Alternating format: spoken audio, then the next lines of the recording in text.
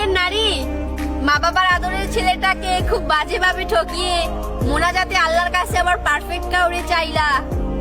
আসলে ওই ছেলেটার ভালোবাসা যদি সত্যি হয়, অভিশাপ দিতে হবে না, ওর এক ফোঁটা চোখের পানিতেই তুমি নারী ধ্বংস হয়ে যাবা। সে কোনো প্রতারক ছিল না, সে ছিল আমার জীবনের শ্রেষ্ঠ শিক্ষক। যাওয়ার আগে সে আমাকে এটা শিখিয়ে গেছে, কাউকে অন্ধের মতন ভালোবাসতে নেই। যেই ছেলেটা সকাল 10টা-11টায় ঘুম থেকে উঠতো, ওই ছেলেটা এই শীতের ভিতরে এখন সকাল 6টায় ঘুম থেকে উঠে। যেই ছেলেটা খাবার নিয়ে মায়ের সাথে চিল্লাচিল্লি করতো, ওই ছেলেটা এখন চোখের সামনে যা পায় তাই খায়। বুঝতে পারতেছো তো, পরিস্থিতির শিকার। তাই আপুরা, সব ছেলেরা এক হয় না, আর সব ছেলেদের নামে বাজে কথা বইলো না। একবার ছেলেদের জায়গায় গিয়ে দেখো, মানসিক চাপ আর জীবন যুদ্ধ করতে করতে জীবন চলে যাবে।